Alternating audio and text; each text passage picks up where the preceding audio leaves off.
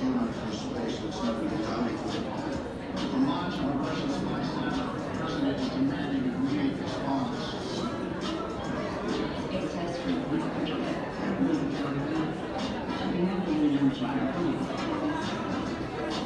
This is about getting there. Without my home. Yes, sir. That's John Bennett. What do you guys do for now? Calculating molten natives. Eligible other these pipes. These people rights. I have the right to some food in Africa. Can you live out there? Do you wish to be an engineer? I wouldn't have to. I'm already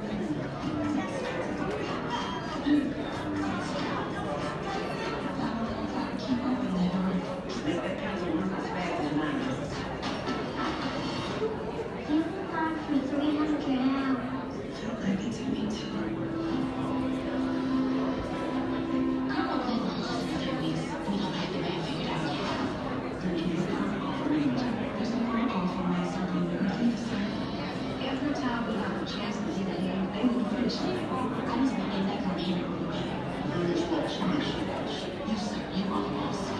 You just have to act like one. Sir.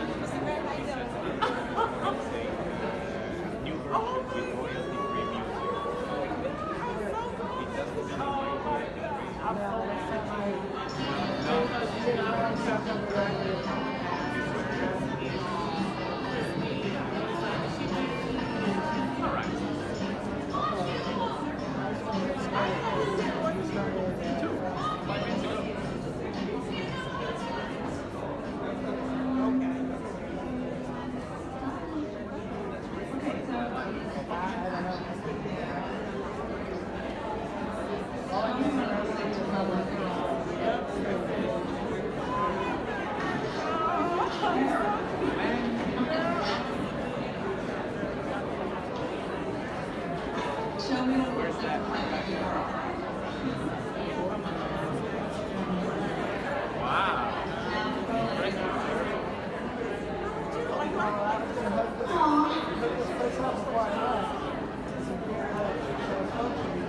My name is Dakota, and I'm 10 years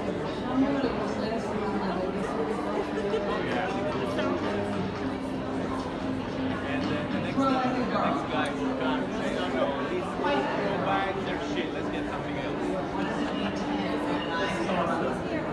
You mean run fast as you can?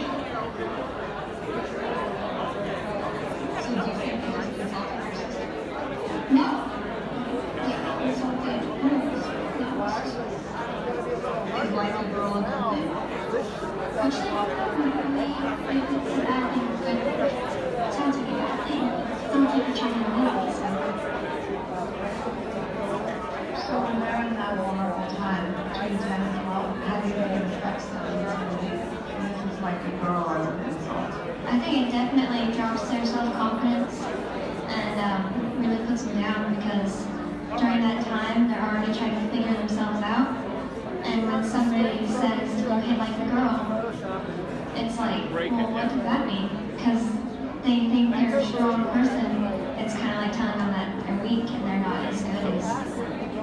And what advice do you have to young girls who are told they look like a girl, look like a girl, look like a girl, look like a girl?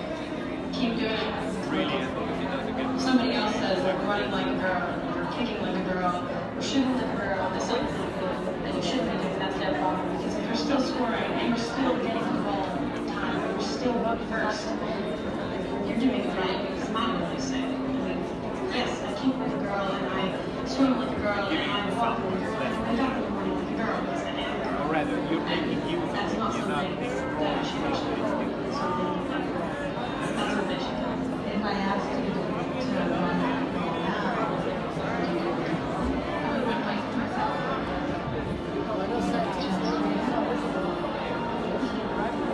Yeah,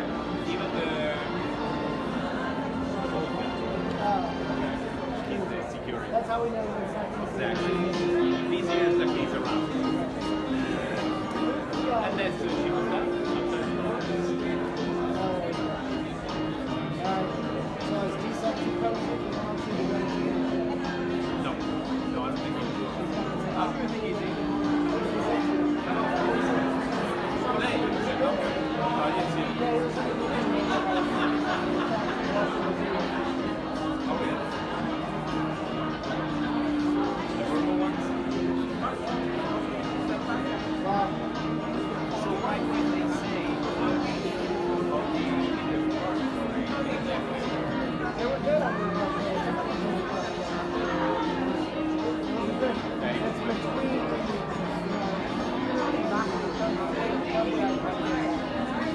they like me even because yesterday when Jay asked me to come to 5. I mean, he had one, so I only had to ask Smart Cities and the other one. So it was what, 211 and 197 megabytes. It took 9 minutes on that drive, so that drive is probably defective. Yeah, because I watched it on the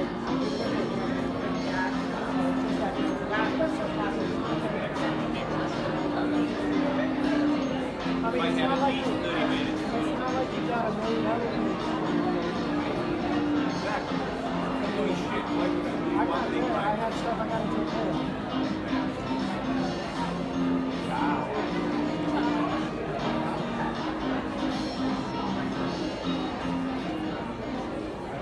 Turnout is not as I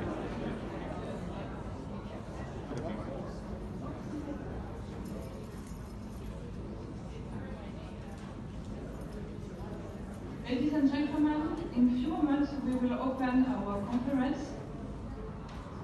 In the meantime, I ask you to take your seats and silence your mobile device.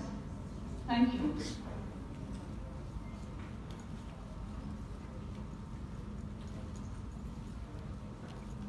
General Anata, Mr. Scott, Dr. Darden, Dr. Adams, General Whitecross, Admiral Bennett, General Sharpie, English West guests, ladies and gentlemen, welcome to our Innovation Thru Inclusion conference.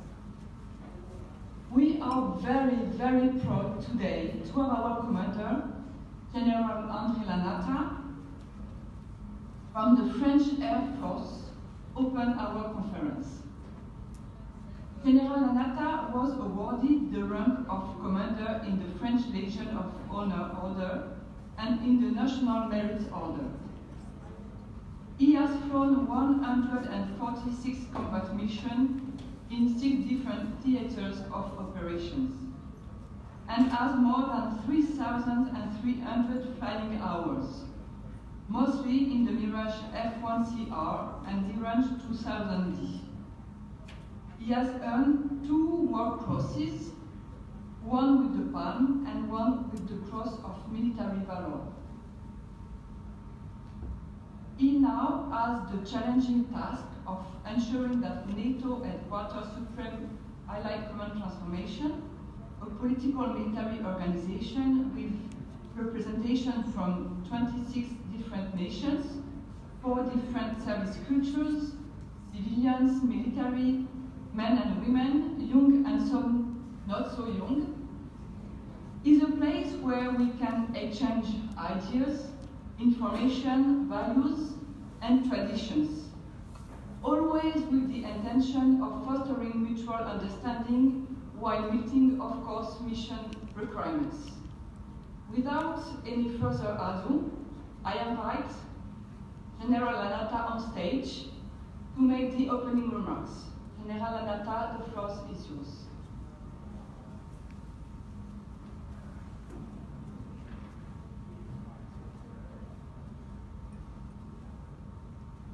Dr. Christine Darden, Stephen Adams, Lieutenant General Chris Whitecross, Mr. Simon Scott, Mr. Scott Jackson, Vice Admiral Paul Bennett, dear Paul, Lieutenant General Tom Charpy, dear Tom, distinguished guests, ladies and gentlemen. I am really honored to be given this opportunity to open this conference dedicated to innovation through inclusion. I particularly want to thank Mr. Simon Scott, the chairman of the Norfolk NATO Festival, for co-hosting this event with NATO's Allied Command Transformation, as well as Mr. Scott Jackson, director of the Virginia Art Festival. I take also this opportunity to thank ACT's team, Ms. Maryse Mele-Larcher from ACT Protocol and Major Karine Arnaud, who is the ACT Gender Advisor.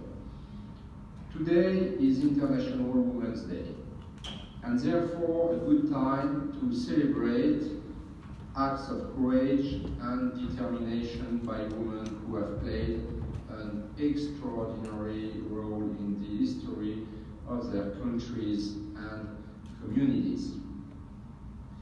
It is therefore a pleasure to have with us today three ladies who have had extraordinary careers and will be our panelists today, along with Vice Admiral Paul Bennett, ACT's Chief of Staff. They are Dr. Christine Darden, Dr. Stephanie Adams, and Lieutenant General Chris Whitecross. Although their careers and life stories have taken them to different places, they all have an educational background in engineering, which makes them perfect speakers for the theme of this conference. Dr. Christine Darden is a retired NASA mathematician and aerospace engineer and one of the human computers who made space exploration possible. Dr. Darden is one of the four women featured in Margaret Lee Shetterly's famous book, Hidden Figures. She was also the first African-American woman to be promoted to the highest level of the Federal Civil Service, the Senior Executive Service at the Langley Research Center. Dr. Darden is a special guest at this conference. Her life story cannot fail to inspire as a woman and an innovator, as a woman and an innovator. A life characterized with a conviction that there are other ways, and with the will to realize its full potential and be accepted. I am honored to present a NATO plaque, a small token of our intense admiration to Dr. Darden immediately after this intervention. Dr. Stephanie Adams is the first woman and first minority to be hired as the Dean of ODU's Dalton College of Engineering and Technology. Ms. Adams is a leader in the advancement and inclusion of all in science, technology, engineering, and mathematics education. She has worked with a number of colleges and universities, government agencies, and non-profit organizations on issues related to graduate education, mentoring, faculty development, and diversifying STEM. We all know that education, especially the quality of lecturing and of teaching, will be a key for a prosperous and secure future of our societies. We are also pleased to welcome Lieutenant General Chris Whitecross, a chemical engineer by education and an airfield engineer by military training. Her military career encompasses several high-level staff posts and posts in UN Profor in Bosnia and ISAF in Afghanistan. He was awarded the Commander of the Order of Military Merit as well as the US Defense Territorial Service Medal for her work in Kabul. She is currently the command of the NATO Defense College in Rome, Italy. 3 years ago, when she assumed the command, she was the first female officer to take command of the college. Being totally invested in the education of senior level military and civilian officials, NATO's future leaders, her mission is essential for our alliance. I think they all three deserve a round of applause.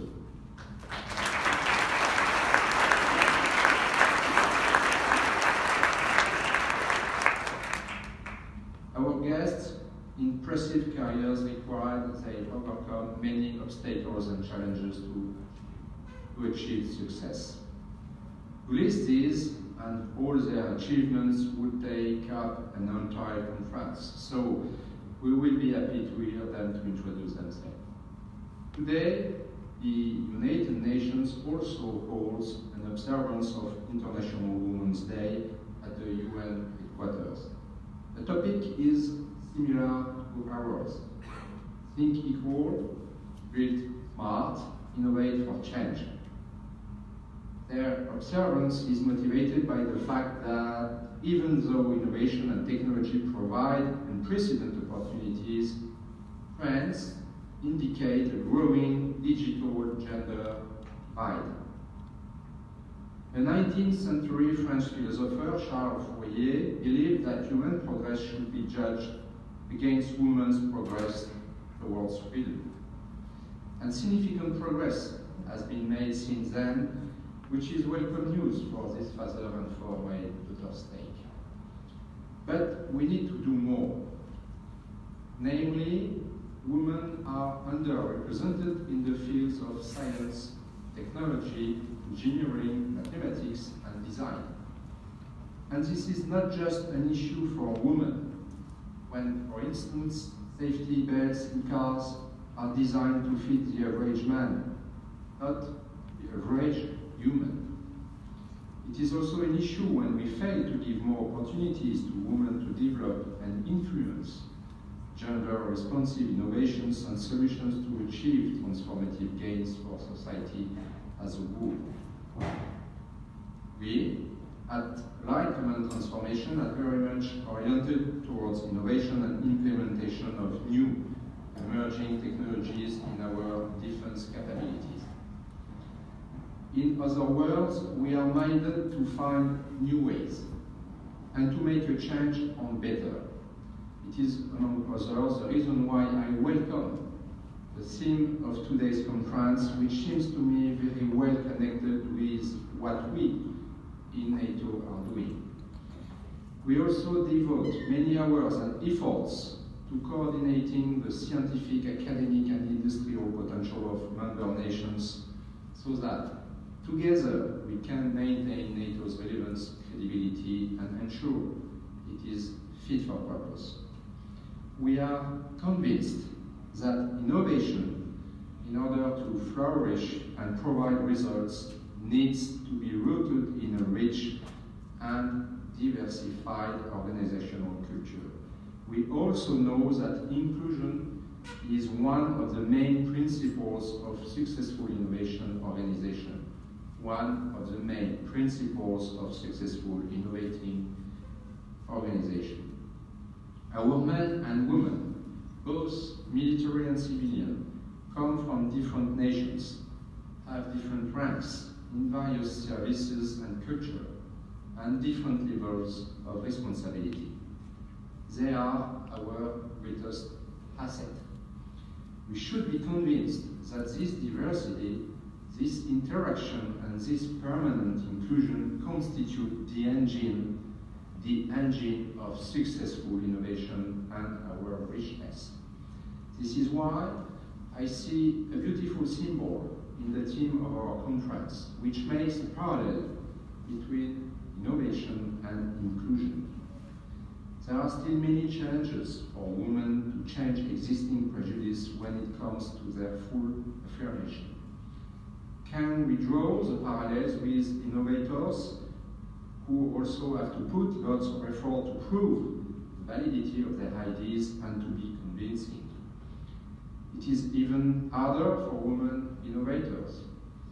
I will be pleased to hear your opinions and insights about these questions. In today's world, the competition for economic, political, and military power is fierce. The West still maintains an edge in technology and innovation, although it is not as overwhelming as it once was. I believe this edge is due to the values we care for, which produce a societal environment that promotes development.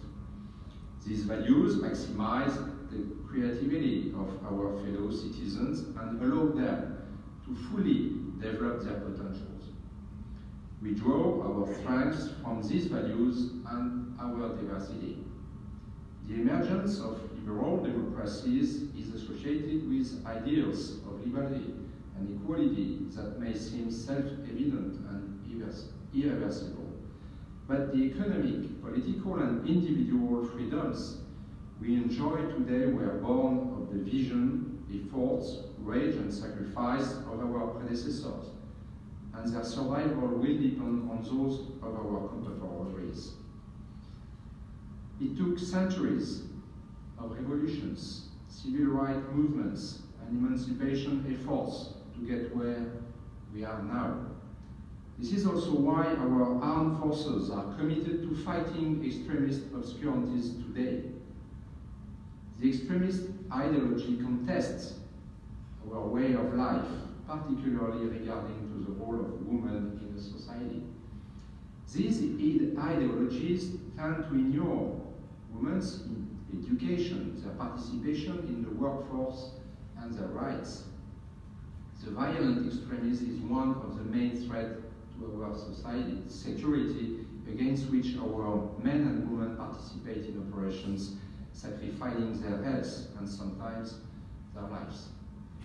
And I know what I'm talking about as a former chief of the French Air Force.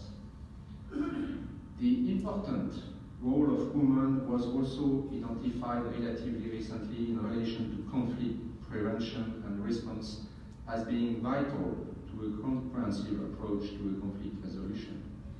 Today, women occupy posts in all services in the armed forces of NATO nations. Women today participate fully in our armed forces, serving on all the posts from operational, including combats, to staff. There is even more why the participation of women is important for the armed forces. I will give you one example. At the beginning of the war in Afghanistan, coalition forces were at risk of being unable to gather vital information and intelligence from women in the towns and villages where they were operating. A solution came from female soldiers who were sent into these communities as engagement teams. They were able to talk to local women who were unlikely to speak to their male colleagues. It is only one example of the benefits that diversity in the armed forces can bring. Again, the truth is the diversity is our richness. And ACT is very well placed in NATO to promote this principle as we are a community of 29 nations. Evidently, the recognition of the role and value of including women in areas once considered the exclusive preserve of men continues to progress, but much remains to be done. We are looking forward to hearing our panelists at the conference who will give us their views on how innovation can remove barriers and accelerate progress for gender equality. Women are still underrepresented in the field of science and technology comparing to men. So I will suggest to our panelists to answer this question. What are the obstacles for a more equal representation? I wish you a fruitful and successful conference and wish you all a happy International Women's Day. Thank you for your attention.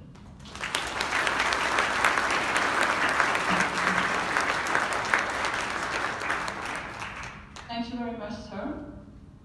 General Whitecross will now make a presentation to Dr. Darden in grateful appreciation for her work and support to the space program. Dr. Christine Darden became one of the NASA's human computers in 1966 and had an illustrious 40 years career at the Langley Research Center, where she became a leader of the group working on sonic wound minimization. She has been inducted into GW's Engineering Hall of Fame. NASA has awarded her a certificate for outstanding performance 10 times and showcased her as one of 7 inventors who contributed significantly to the space program. Moreover, the US Senate unanimously passed a bill last November to award Congressional Gold Medals for 4 women for their trailblazing work as human computers at NASA Langley Research Center during and after the space race. The measure would honor Katherine Johnson, Dorothy Vaughan, Mary Jackson, and Christy Darden for achievement in math, physics, engineering, and for inspiring others to pursue science careers. Ladies and gentlemen, thank you to our keynote speaker, Dr. Christine Darden.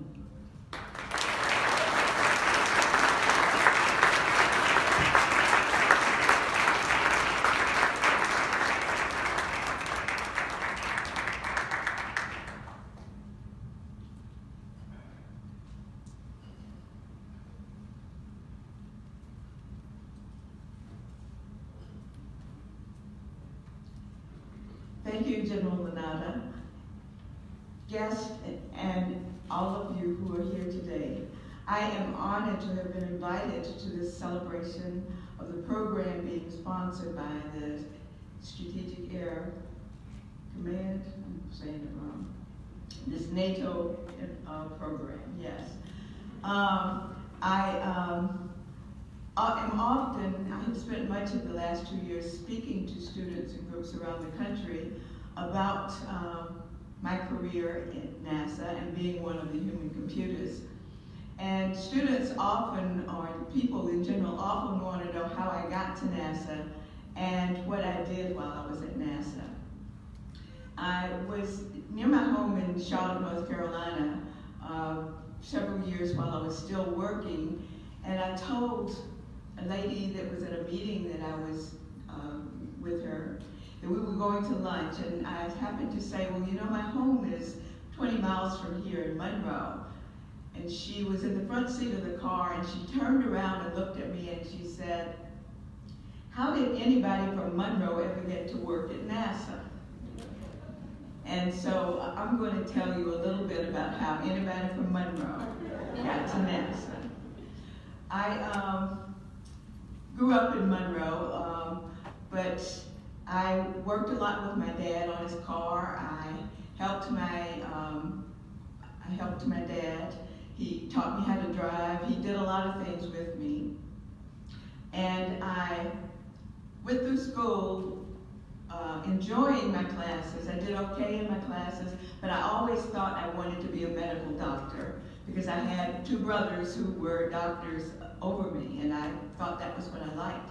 But as I went through school, I took the classes of physical science, biological science, and I realized right away that I was much more interested in the physical sciences than I was in the biological sciences. And then when I went to a boarding school in the 11th grade, I took plane geometry because that was all they had to offer, and I had just had algebra. But I absolutely fell in love with plane geometry, and I fell in love with some of the problems that related the problems we did in geometry with the real world. And I was beginning to see that it was really the applied mathematics that I really, really enjoyed. So I decided at that time I wanted to be a mathematician, and I came to Virginia to go to college thinking I'm going to be a mathematician. I hadn't thought very much about the fact that I hadn't taken much mathematics. So I got here, and the students from Norfolk and Virginia Beach and Richmond and Washington and New York had all had calculus and trigonometry and analytical geometry, and I had plain geometry. And in the meantime, my dad calls me and he says, Christine, I think in order for you to make sure you get a job when you get out of school, you should get a teacher's certificate. Well, I had been thinking of myself as a mathematician. I had this formula in my head that I wanted to be this mathematician. I had perceived of myself as a mathematician, seen myself there, and I had thought about, well, how do you get to be a mathematician? I knew that I had to take a lot of mathematics since I had not had the mathematics that I would need. After I had this plan in my head, I said, then I need to start working my plan and preparing. And then there was 4 P's, P to the 4th power. The 4th P was I had to persist. I knew I would run into some roadblocks, I would run into some detours, but I had to keep going if I wanted to be a mathematician. But then I said, I also know my dad's only trying to help me. So I'm going to sign up to work on a teacher's certificate in mathematics and physics. But what I'm also going to do is take all the electives I can in the higher math classes that I don't have to be a high school math teacher. And so over the course of the next 4 years, there was one semester where I skipped a class because I wanted the best teacher in a class. I skipped one of the classes. I needed to be a high school teacher. I got to my senior year and I still had not taken this class that I needed to be a teacher, modern geometry. So I went to the register of the school and I said, can I take them both? And they said, yes, you can. So I attended, there was a calculus class opposite that class that I wanted to take. I went to the calculus class and I got the textbooks for the modern geometry class and just read and went to take the examinations. I finished both classes and did well. That senior year, I also did my student teaching and took 4 other math classes. Second semester, I did my student teaching in physics and had 4 other classes. I graduated with my teacher's certificate. I graduated with 24 hours of higher mathematics classes that I did not have to be a teacher. And I went off to teach school. And as soon as I started teaching in the central part of Virginia, some of the teachers came to me and said, we go to Virginia State University to take in-service classes on the weekend. Would you like to go? And I said, that would be great. So I went to Virginia State with them and signed up for another math class. And that year went extremely well. 2 or 3 years later, I had married, I had moved back down to Tidewater. I was teaching in Portsmouth. And I suggested to the teachers at Norcom High School, hey, they offer in-service classes at Virginia State University. Would you all like to go up and sign up for some of these classes? This year, they're on Friday night. I got a carload of teachers to go to Virginia State on Friday nights after working all day. First semester went very well. Second semester, all of these teachers came to me and said, we're going to quit. We're not going the second semester. And in my mind, I'm saying, well, I can't quit. I really want to do this. I don't want to, it's 80 miles up to Petersburg. I don't want to do that drive, but I think I really must do that drive. Working all day, driving 80 miles, sitting in class for 3 hours, and coming home half the time with my head out of the window so I wouldn't fall asleep.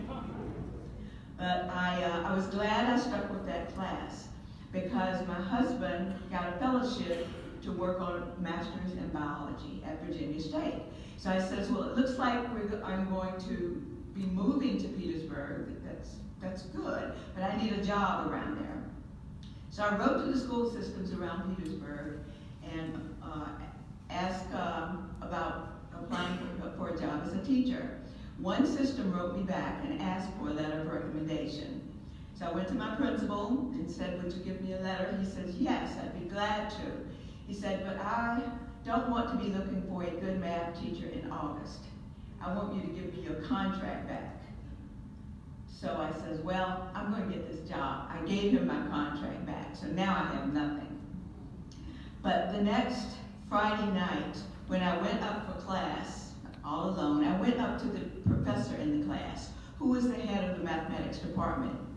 And I said, looks like we're going to be moving here, and I'm looking for a job in this area. Do you have any recommendations of any place I might look for a job?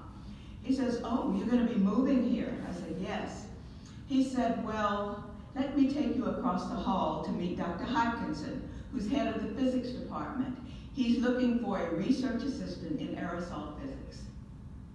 We went and met Dr. Hodkinson. Before I left the room that night, I had that research fellowship.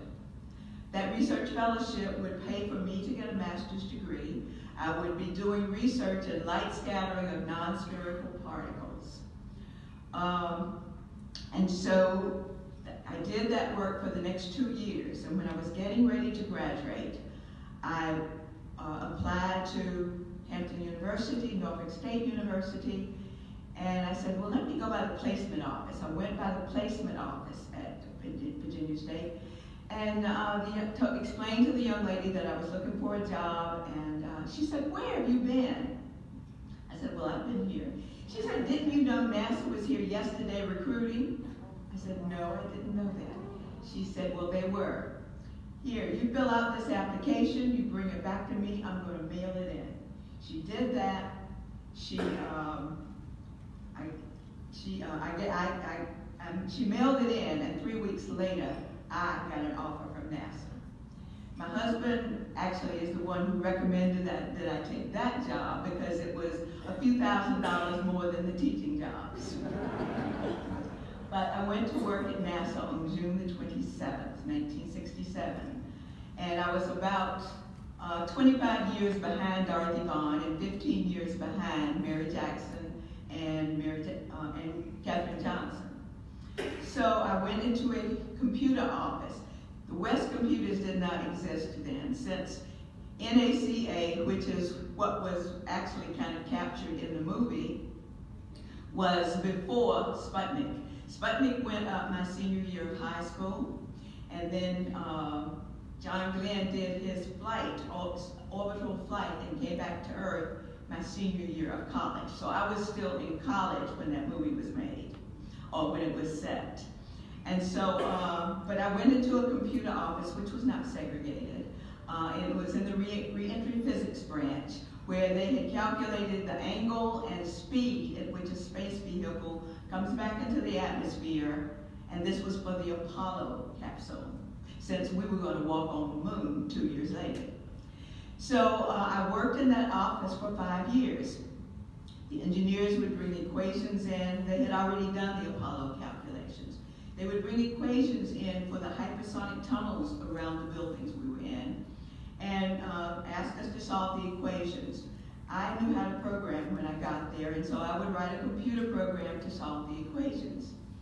After working on this for a number of years, I said, you know, it seems like the equations that they're bringing here are very similar to the equations I used when I was in graduate school, because I got my master's degree in applied mathematics, which I found out that's where my heart was. And so somebody says, I said, well, maybe those engineers, they're doing that because they're engineers and I'm a mathematician. And one of the young ladies standing there with me said, well, no, a couple of those men working in the engineer's office also have math degrees. And I said, oh, that's interesting. I said, you know, that's really where I would like to be. And so I asked my supervisor, was it possible that I could transfer to the engineering office? And he said, no, I don't think that's possible. And I wasn't very happy with the answer, and I sat there for another 2 or 3 weeks, and I thought about it. I said, you know, I think I should go and ask somebody at a higher level Is it possible for me to transfer to the engineering section? Now, I knew this was a risk, but I also knew that I did not want to sit there just supporting the engineers for the rest of my career. And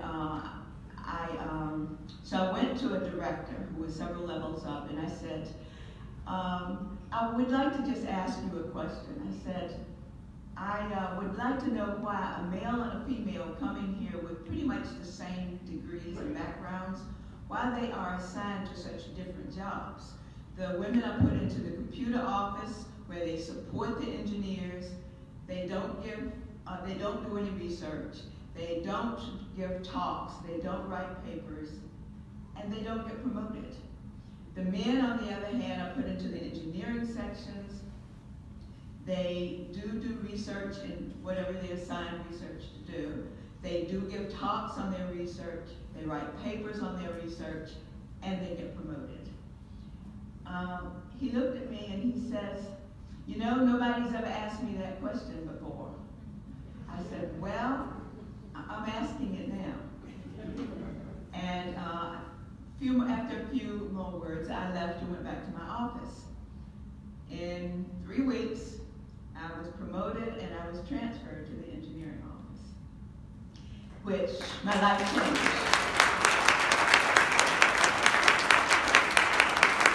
My life absolutely changed. That was in 1972.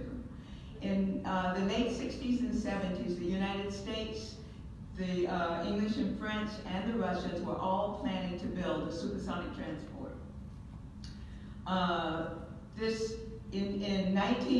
The United States, as part of their program, planned a flight test over Oklahoma City and Chicago using military supersonic aircraft.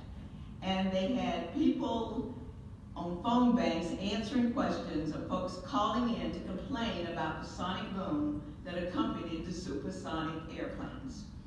And so they get a lot of calls. They got hundreds and thousands of calls from people talking about their cracked sheetrock, their cracked plate glass windows, their cracked china. And so the United States canceled its SST program. We weren't even allowed to say the word SST. And they passed a law that there could be no commercial supersonic flight over the continental United States. That was 1971. And so it turns out that I was being sent to a branch that was working on seeing if we could minimize the sonic boom of a supersonic airplane. And first thing I was given by my new boss was a technical paper by a couple of Cornell University professors where they had been thinking about how the design of the airplane might actually reduce the sonic boom of the airplane itself. And so I took this technical paper and went through the equations in the paper. The principle of what was being done was essentially a supersonic airplane, you get shocks off of many parts of that airplane. And if those shocks coalesce with each other as they're propagating to the ground, they get stronger. And so, though there were lots of equations we had to work with, we figured if we could control where those shocks went and prevent them from coalescing with each other, we could take advantage of the attenuation of the shock and not have any coalescence, and so it would be a softer boom. So I wrote the computer program that went along with the equations in the program, in the paper that I had. I actually did a couple of modifications.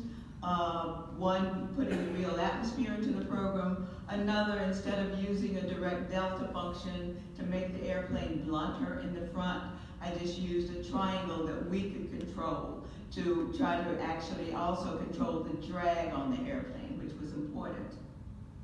As I got the program to run, what would come out of the program would be the equivalent area distribution of the airplane that would give you the lower sonic boom. Equivalent area distribution would be slicing the airplane from back to front, calculating the area where you had sliced it. That would be the equivalent area due to the volume of the airplane. You would do the same thing for the lift of the airplane. Of course, the curved upper surface on the airplane, the air flows faster and the pressure goes down. So you end up with a higher pressure under the wing on the airplane than over the wing. And so the resultant force on the wing of the airplane is up, and that's the lift of the airplane. So we would have the distribution of the lift of the airplane across there. So we would calculate the lift of the airplane, integrate it up to a point, and plot those points as the equivalent area due to lift. Add those two together, and we've got the total equivalent area. Then my job, and the job of the young man working with me, were that we would start designing airplanes, just a fuselage and wings, calculating the equivalent area due to the volume, the equivalent area due to the lift, add them together, and compare it with this equivalent area I was trying to match. My first attempt, of course, we were way off from where we were trying to get. But then you had to change the design and drive it toward the equivalent area you were trying to match. We worked on this for quite a while, but when we got the equivalent area of the designs we were working on to match the target area, we had models built. Models of about 9 to 10 inches, stainless steel, that we tested in our supersonic wind tunnel there in Langley. And the wind tunnel, of course, is where you drive the air past the airplane itself, rather than having an airplane flying through the air. And we measured the pressures off of the airplane. It turns out when an airplane is going supersonically, there is a cone on the nose of the airplane which contains all the disturbances generated by that airplane. That cone goes all the way to the ground and intersects the ground. So if you were standing ahead of where it intersects the ground, you would hear nothing because you'd be in the plane atmosphere. But as soon as that cone came over you, you would hear the higher pressure was inside that cone because of all the shocks and molecules moving inside the cone caused by the airplane. And that's the sonic boom that you hear. And when I explain that to school students, I use a balloon. We have air pressure in the room. There's a pressure on your ear. If I blow up a balloon, put more molecules in the balloon, pop the balloon, a shock wave goes out in all directions at the speed of sound. When that shock wave reaches your ear, the pressure on your ear jumps from the atmospheric pressure in the room to the pressure in the balloon, and you hear the pop of the balloon. And the sonic boom does the same thing. So we worked on that for many, many years. And we actually had people like Boeing and Lockheed Martin, McDonnell Douglas all come in and work with us.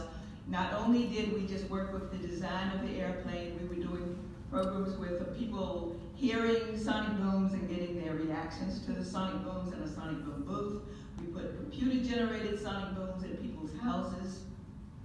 And we went down to White Sands, New Mexico, flew again military airplanes, and measured the shapes of those signals coming all the way through the atmosphere during a very quiet time in the morning and during a very turbulent time in the afternoon.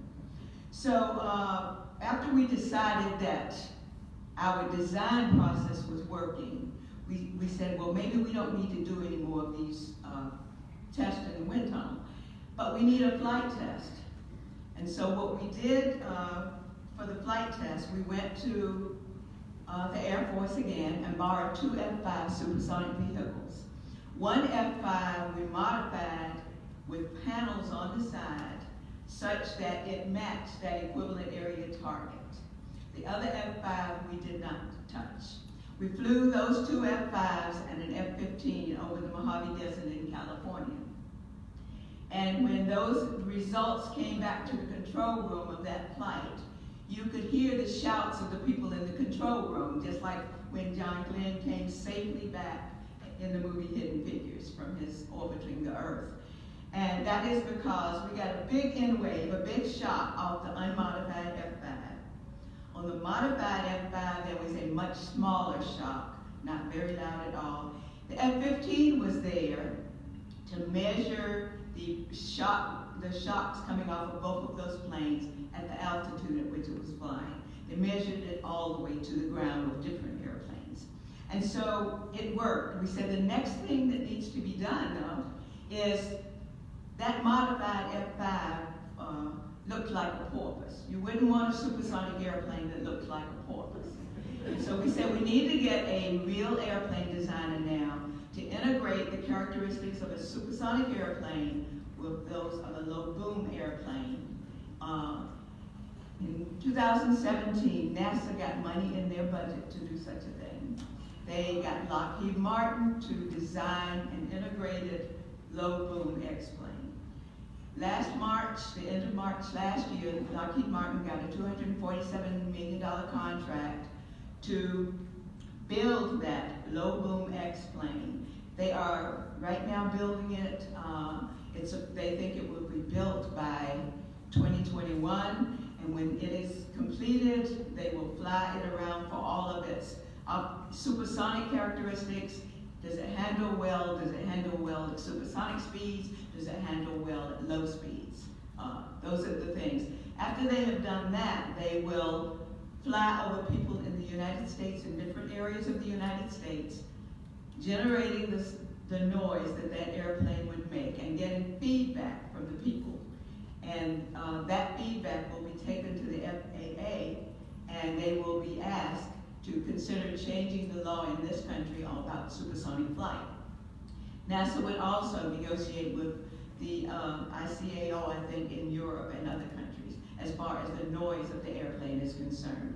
Should they change the law, then we would be able to have supersonic flight in this country, and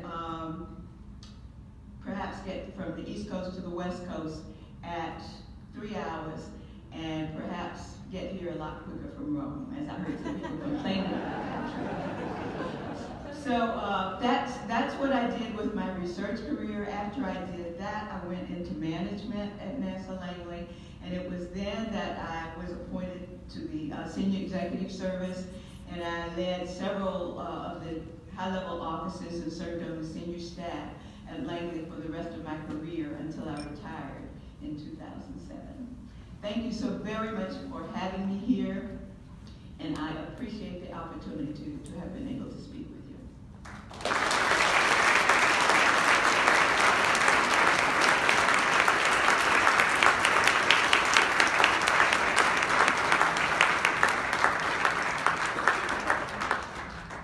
Ladies and gentlemen, coffee will now be served in the lobby area where you will have an opportunity to get yourself a copy of the book and figures. Please be back at 3:30. It's a little shaky. It's not good. Molto bello questo. I try to minimize it as much as possible, but it's not the best. But a lot of times, honestly, these things, especially with a thin tripod like this, it doesn't work very well. Especially You should get a chair. It's funny, it's very expensive. I was waiting for a break. I didn't even notice. I thought it was just another tripod. That's so cool. It's nice. What about the battery? We'll figure something out. Do you have an iPhone? Yeah, I bought my car. Okay, I have a regular charger too. Yeah, but no way. I have a long one. You have a long one? I got one. This is my mom. My mom came. Hi. Nice to meet you. Talk to you later. You're busy. I'm gonna grab. I don't know how long. It's like I have one. I have one at the house. It's 12 feet. I got it from. It's one of the braided ones. Got it on Amazon. I got it. I don't know if it's. No, there you go. Is there an extension cord or anything? You guys. I'm sure they would have one. If he's got his power bank, it should be good though. Yeah. Should be.